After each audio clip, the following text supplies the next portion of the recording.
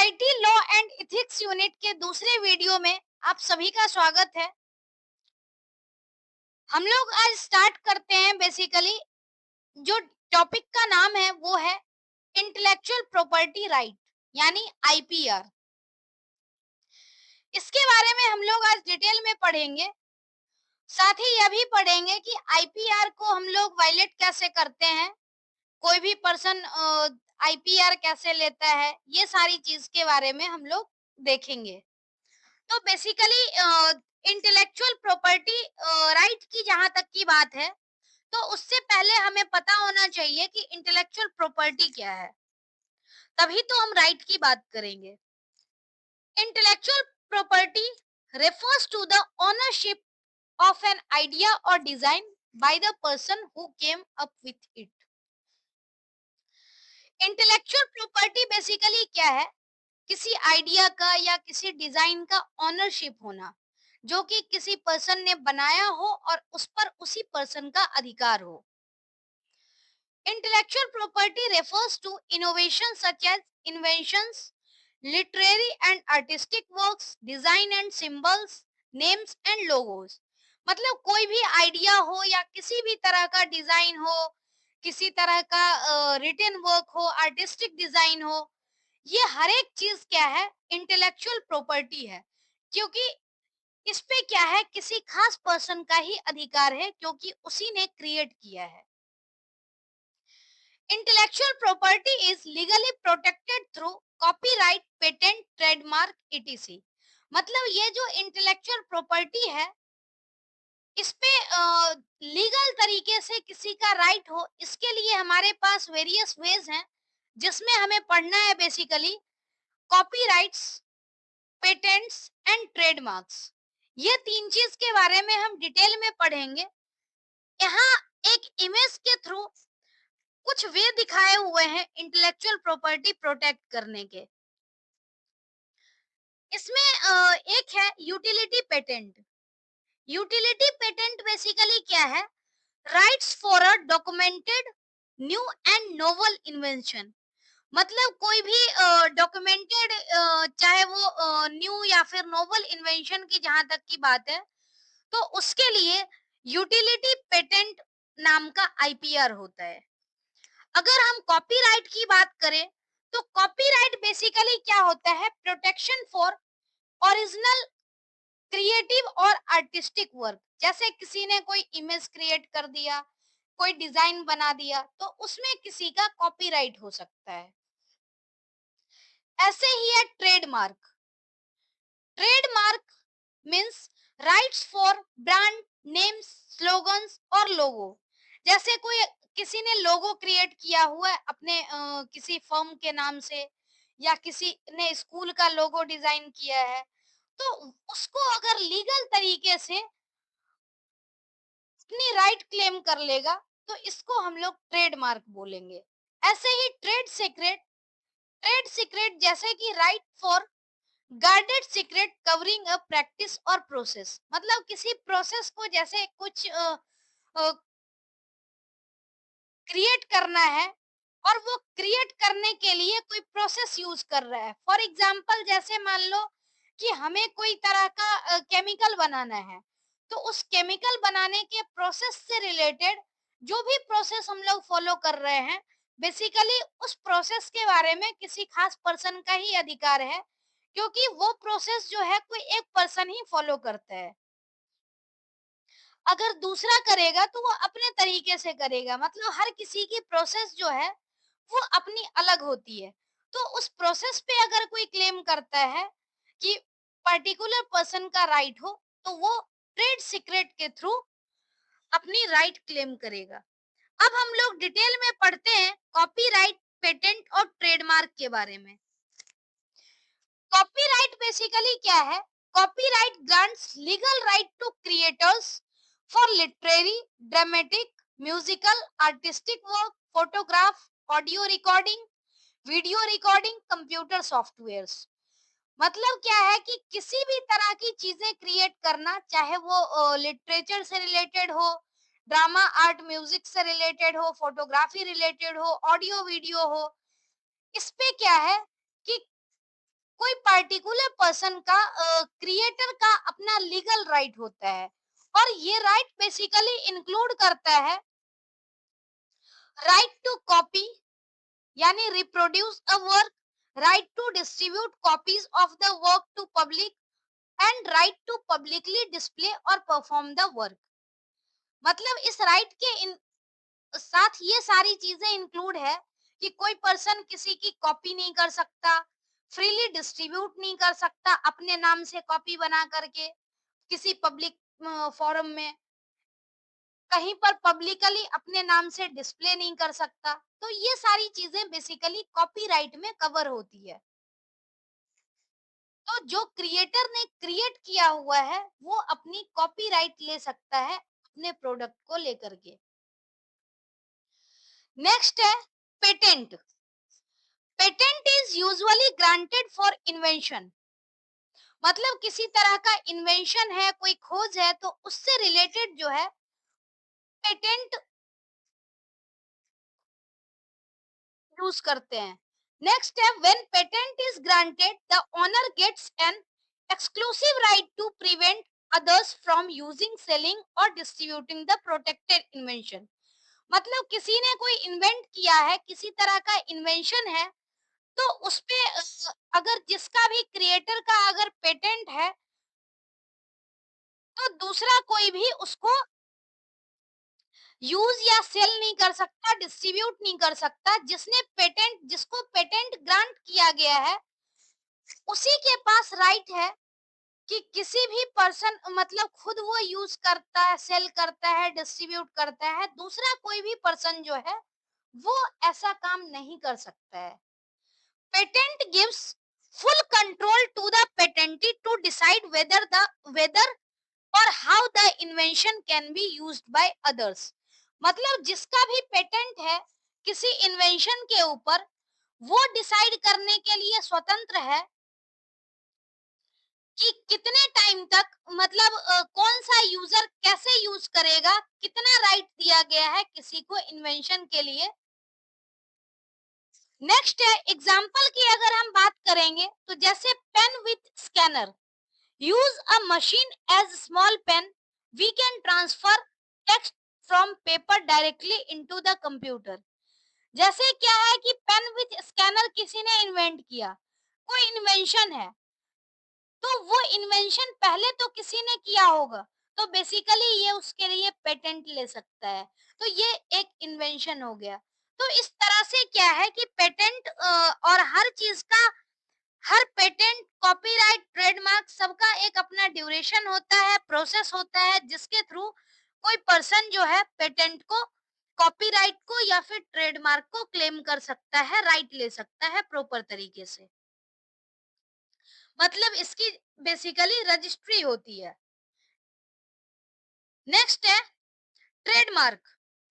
अगर हम ट्रेडमार्क की बात करें तो ट्रेडमार्क बेसिकली क्या है, एक विजुअल सिंबल है, नेम, डिजाइन, स्लोगन, लेबल, ये सब का, जो कि डिफरेंट डिफरेंट ब्रांड को अलग अलग तरह से पहचान देने का काम करता है। ट्रेडमार्क इस तरह का विजुअल सिंबल ही होता है। जैसे हम लोग एग्जाम्पल के नाम पे देखें तो जीमेल का अपना एक लोगो है, व्हाट्सएप का लोगो है, एंड्रॉइड का लोगो है, यूट्यूब का लोगो है। तो ये सारी इमेज में दिखा रखी है। तो बेसिकली इस लोगो से हम पहचान सकते हैं कि ये इस किस कंपनी का ब्रांड है। तो ट्रेडमार्क को हम बेसिकली विजुअल सिंबल्स कह सकते हैं, नेम कह सकते हैं, डिजाइन कह सकते हैं। मतलब डिफरेंट टाइप का डिजाइन है जो कि एक ब्रांड को रिप्रेजेंट करता है। एग्जाम्पल की अगर हम बात करें तो जैसे मैंने ईमेल जीमेल का बताया, मैकडोनाल्ड का लोगो होता है, इसी तरह से जोमेटो का लोगो है, स्विगी का लोगो है, या फिर कोई पर्टिकुलर जैसे यूट्यूब चैनल है उसका लोगो है। तो इस तरह से क्या होता है, डिफरेंट डिफरेंट तरीके से हम लोग लोगो क्रिएट कर सकते हैं। और लोगो डिसाइड करता है, लोगो मतलब बेसिकली किसी कंपनी को या कॉमर्शियल ऑर्गेनाइजेशन को रिप्रेजेंट करता है। अगर हम बात करें पेटेंट, कॉपीराइट और ट्रेडमार्क की, तो बेसिकली इसका थोड़ा सा हम लोग कंपैरिजन देख लेते हैं। जैसे यहाँ पर क्या है, अगर पेटेंट की बात करें तो पेटेंट जो है इन्वेंशन के लिए ग्रांट किया जाता है। प्रोटेक्ट इन्वेंशंस एंड इनोवेशन, जो भी इन्वेंशन किए जा रहे हैं, जिस पर्सन के द्वारा किए जा रहे हैं, उसके पास राइट होता है, दूसरा कोई पर्सन इसको यूज नहीं कर सकता अपने राइट को दिखा करके। Patent owners have the exclusive right to make use and sell the patented invention. इसकी अगर वैलिडिटी की बात करें तो बेसिकली पेटेंट की जो वैलिडिटी होती है 20 इयर्स होती है from the date of filing patent. Next, copyright की अगर हम बात करें, कॉपीराइट में क्या होता है कि किसी ओरिजिनल क्रिएटिव वर्क के लिए कॉपीराइट ग्रांट किया जाता है। Protects original work of ownership या ऑथरशिप। तो ये बेसिकली क्या है कि कोई क्रिएटिव वर्क की ऑनरशिप के लिए कॉपीराइट दिया जाता है। नेक्स्ट है, owner has exclusive right to reproduce, redistribute, perform and display. मतलब ऑनर ही उसमें कुछ मॉडिफाई कर सकता है, डिस्ट्रीब्यूट कर सकता है, किसी तरह के चेंजेस कर सकता है। ये सारे राइट जो होते हैं ये ऑनर के पास होते हैं। अगर हम वैलिडिटी की बात करें तो वैलिडिटी में बेसिकली क्या होता है, लाइफ टाइम वैलिडिटी होती है। और प्लस जैसे क्या है कि अगर किसी की डेथ हो जाती है तो सर्टेन नंबर ऑफ इयर्स के आफ्टर इयर्स तक भी उसकी वैलिडिटी होती है। लेकिन वैसे वैलिडिटी है लाइफ टाइम, और लाइफ टाइम के बाद भी कुछ इयर्स उसकी वैलिडिटी होती है। नेक्स्ट, ट्रेडमार्क की जहां तक की बात है तो trademark granted for distinguishing goods और सर्विसेज इन मार्केट प्लेस। मतलब ट्रेडमार्क में बेसिकली हम लोग ब्रांड को डिफरेंशिएट करते हैं। Protect brand names, logos, symbols, phrases, etc.. मतलब जो हम लोग टैगलाइन यूज करते हैं, लोगो यूज करते हैं, सिंबल यूज करते हैं, तो ये बेसिकली ट्रेडमार्क में आएगा। Owner can preventing others from using a confusingly similar mark in the same or related field। जैसे कोई पर्सन है, किसी पर्सन ने कोई पर्टिकुलर लोगो डिजाइन कर लिया और वो लोगो दूसरे से मैच कर रहा हो, तो उस केस में क्या है कि मतलब जिसने पहले क्रिएट कर रखा है उसके पास राइट होगा सिमिलर राइट के लिए, सिमिलर क्रिएशन के लिए क्लेम कर सकता है, जो कि कंफ्यूजन ना क्रिएट करे। ऐसे ही अगर वैलिडिटी की बात करें तो वैलिडिटी जो है वो indefinitely as long as they are in use. मतलब इसकी वैलिडिटी तब तक होती है जब तक ये यूज में हो। तो बेसिकली हमने पेटेंट, कॉपीराइट और ट्रेडमार्क तीनों के बारे में पढ़ा कि हम लोग तीनों का यूज किस किस पर्पस से करते हैं, पेटेंट, कॉपीराइट और ट्रेडमार्क कहाँ यूज होता है, उसकी वैलिडिटी कितनी है, ऑनर के पास क्या राइट है। तो बेसिकली ये सारे चीज जो है ये हमें आईपीआर के बारे में जानना था। नेक्स्ट है वायलेशन ऑफ आईपीआर। कोई पर्सन अगर गलत तरीके से किसी individual property, intellectual property right का यूज करता है बिना किसी ऑनर के कंसेंट या परमिशन के, तो इसको हम वायलेशन ऑफ आईपीआर बोलते हैं। When we use some other IPR जैसे कि idea, image, logo, trademark without taking consent और परमिशन फ्रॉम द ऑनर। मतलब ऑनर के बिना परमिशन के हम लोग किसी आइडिया, इमेज या ट्रेडमार्क को यूज कर लें तो ये बेसिकली वायलेशन कहलाता है। और वायलेशन डिफरेंट टाइप का हो सकता है। जैसे एक है प्लेगरिज्म। प्लेगरिज्म का मतलब है कि हम किसी के आइडिया को किसी अपना वर्क बता रहे हैं, मतलब हमने क्या किया है, किसी दूसरे पर्सन ने कुछ क्रिएट किया और क्लेम कर रहे हैं कि ये मैंने बनाया है। तो बेसिकली ये जो होता है ये प्लेगरिज्म में आता है।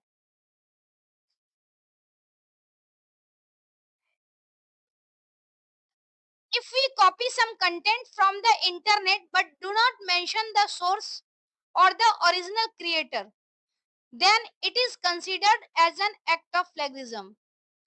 Next, copyright infringement. Copyright infringement से पहले हम लोग infringement का मतलब समझते हैं, किसी भी चीज का उल्लंघन करना। कॉपीराइट infringement क्या है कि कोई भी पर्सन जैसे किसी दूसरे पर्सन का कोई पर्टिकुलर वर्क को कॉपी कर लेता है, मतलब यूज करता है, और ना ही उसके लिए पेमेंट किया हुआ है और ना ही उसके पास किसी तरह का परमिशन है। तो इस केस में क्या है कि कॉपीराइट इन्फ्रिंगमेंट है, और खास करके तब और ज्यादा खतरनाक होगा जब बिना परमिशन के ले लिया और उसको बेच रहा हो। तो ये कॉपीराइट इन्फ्रिंगमेंट की कैटेगरी में आता है। नेक्स्ट है ट्रेडमार्क इन्फ्रिंगमेंट। ट्रेडमार्क इन्फ्रिंगमेंट मतलब कि unauthorized use of another's trademark on products and services. मतलब दूसरे के लोगों को हम अपने प्रोडक्ट या सर्विसेज पर यूज कर रहे हैं, तो ये ट्रेडमार्क इन्फ्रिंगमेंट है। बेसिकली ये सारे जो कैटेगरी हैं ये है violation of IPR. Next topic है free and open source software and licensing. हम सॉफ्टवेयर की कैटेगरी में डिफरेंट डिफरेंट तरह का लाइसेंसिंग की बात आती है, उसको हम पढ़ेंगे। सबसे पहले तो उसके लिए हमें सारा टर्म पता होना चाहिए कि कौन सा सॉफ्टवेयर किस तरीके से एक यूजर यूज कर सकता है।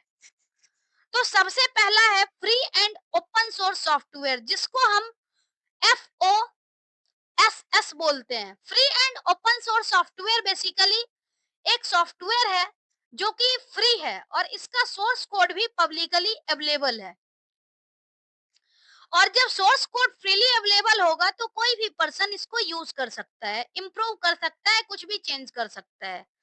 FOSS is a type of software which is free and source code is publicly available so that anyone can study it, use it and even change it. The goal is to encourage collaboration among users and developers to make the software better together.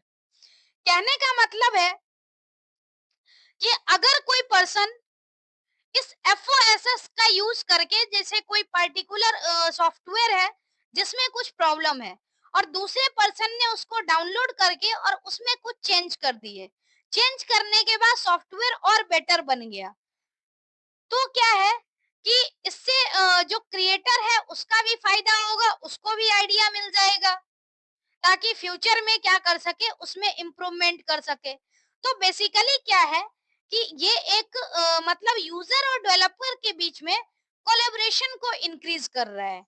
अगर हम example की बात करें FOSS software की, तो Ubuntu operating system है, Python programming, Libre office, open office, Mozilla Firefox web browser और ऐसे बहुत से सॉफ्टवेयर हैं जो कि FOSS की कैटेगरी में आते हैं। नेक्स्ट है फ्रीवेयर। फ्रीवेयर का मतलब है कि ऐसा सॉफ्टवेयर जो फ्रीली अवेलेबल है, लेकिन जरूरी नहीं है कि इसका सोर्स कोड अवेलेबल हो। Such software is called freeware. Example अगर फ्रीवेयर की बात करें तो स्काइप, एडोबी, ये सब एग्जाम्पल हैं फ्रीवेयर के जो कि हमें फ्रीली अवेलेबल है और इसका हम लोग फ्रीली यूज कर सकते हैं। डिफरेंस क्या है फ्रीवेयर और free and open source software में? फ्रीवेयर बेसिकली क्या है, यूजर के लिए फ्री है, इसके लिए कोई पेमेंट की जरूरत नहीं है। Free and open source software में क्या है कि उसका सोर्स कोड अवेलेबल जरूर होता है और दूसरा कोई भी पर्सन उस सोर्स कोड में चेंजेस करके सॉफ्टवेयर को मॉडिफाई कर सकता है। तो बेसिकली ये ओपन सोर्स वाला जो थीम है, ये चीज फ्रीवेयर और free and open source software में डिफरेंस है। नेक्स्ट है प्रोप्राइटरी सॉफ्टवेयर। प्रोप्राइटरी का मतलब है कि उस पे किसी का अधिकार हो। When a software to be used has to be purchase from vendor, मतलब कोई ऐसा सॉफ्टवेयर जो कि किसी वेंडर से परचेज करने की जरूरत हो। तो वेंडर से जब परचेज करना होगा तभी उसको जाकर के लाइसेंस मिलेगी और उसका वो प्रॉपर तरीके से यूज कर पाएगा, क्योंकि जिसने भी क्रिएट किया हुआ है वो उसका ओनर है और उसी के पास सॉफ्टवेयर का कॉपीराइट है। तो इसके लिए क्या है कि अगर प्रोप्राइटरी सॉफ्टवेयर होगा तो मतलब उसके लिए क्या है कि दूसरा पर्सन जो भी इसको यूज करना चाहेगा उसको पहले वेंडर से परचेज करना होगा, तब उसका यूज कर सकता है।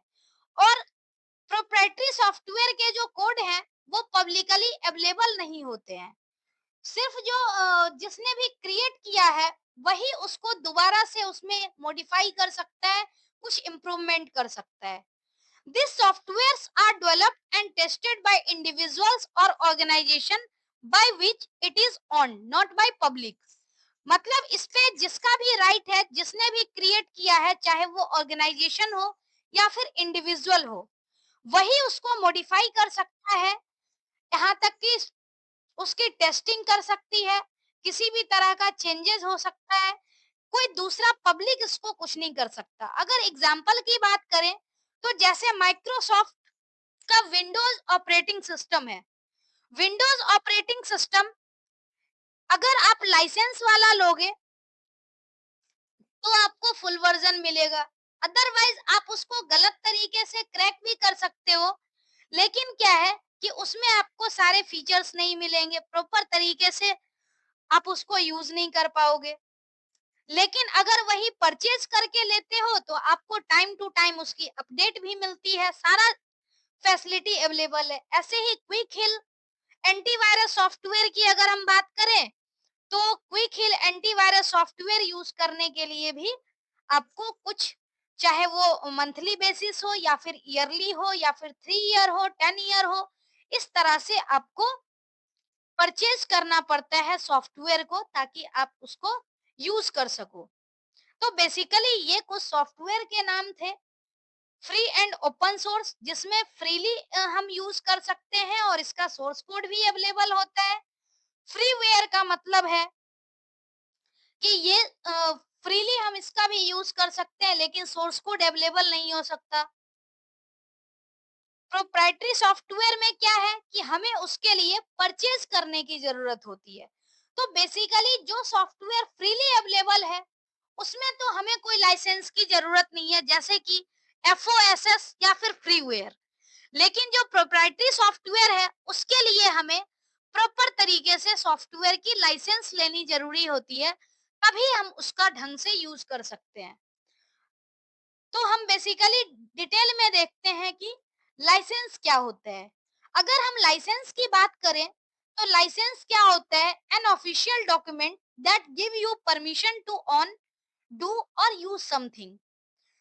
जैसे कि आपने देखा होगा कि हम कोई सॉफ्टवेयर परचेज करते हैं तो उसका हमें एक्टिवेशन की दिया जाता है, और वो एक्टिवेशन की हमें तभी मिलती है जब हम उसके लिए पेमेंट करते हैं। तो बेसिकली हमें कुछ पार्टिकुलर ड्यूरेशन के लिए उसको यूज करने का लाइसेंस मिल गया। तो ये बेसिकली होता है लाइसेंस।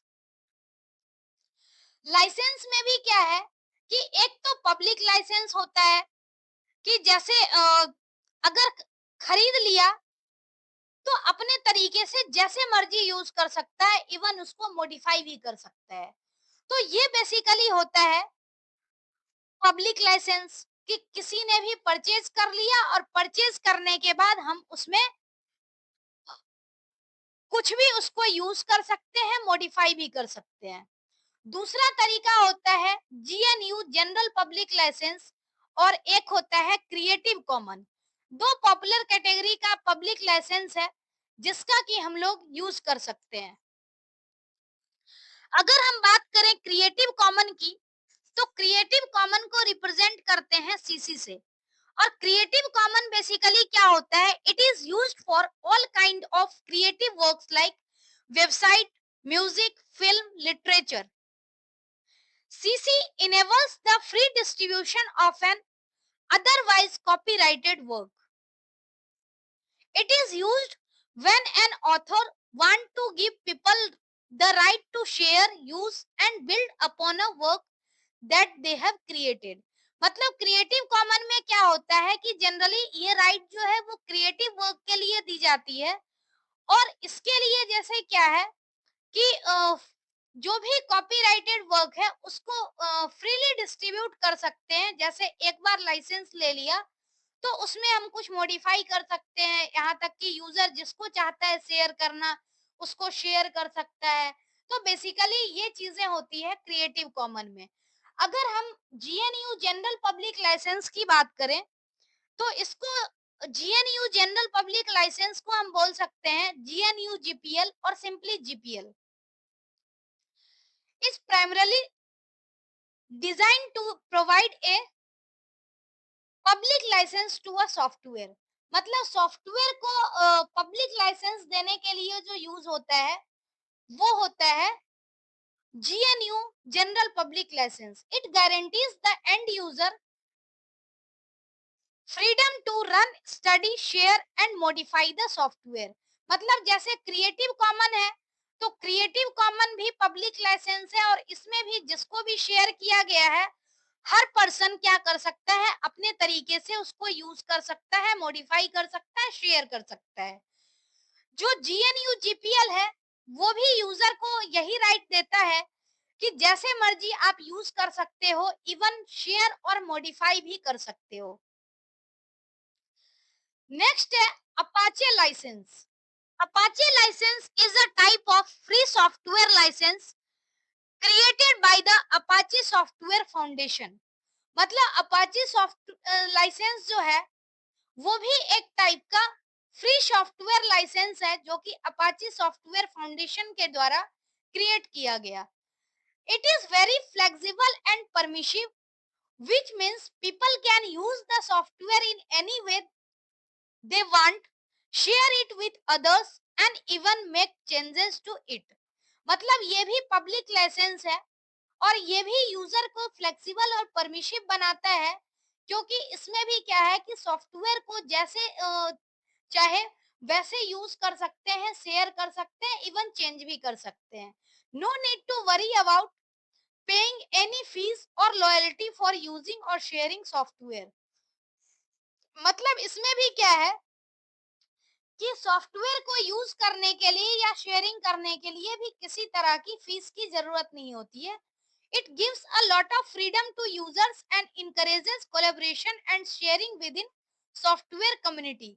मतलब यूजर को इनकरेज करता है कि आप इस बेसिक कोड का यूज करके, मतलब जो एग्जिस्टिंग सॉफ्टवेयर है उसका यूज करके उसमें कुछ फीचर इनहांस करो और फिर से सॉफ्टवेयर कम्युनिटी में शेयर कर दो। तो ये कुछ बेसिकली पब्लिक लाइसेंस थे जिसका कि हम लोग यूज कर सकते हैं, और पब्लिक लाइसेंस का मतलब ही होता है कि हम इसको अपने तरीके से यूज कर सकते हैं, मॉडिफाई कर सकते हैं, शेयर कर सकते हैं। तो ये सारा बेसिकली आज का टॉपिक था। जनरली हमने आज के टॉपिक में पढ़ा है, आज का टॉपिक था आईपीआर के बारे में, आईपीआर वायलेशन क्या होता है, और लाइसेंस के बारे में हमने पढ़ा। तो जो अगली वीडियो होगी उसमें बेसिकली हम लोग जो पढ़ने वाले हैं साइबर क्राइम और साइबर सेफ्टी के बारे में पढ़ने वाले हैं। तो आज के लिए इतना ही। नेक्स्ट टॉपिक हम पढ़ेंगे अगली वीडियो में। तब तक के लिए bye. Thank you so much.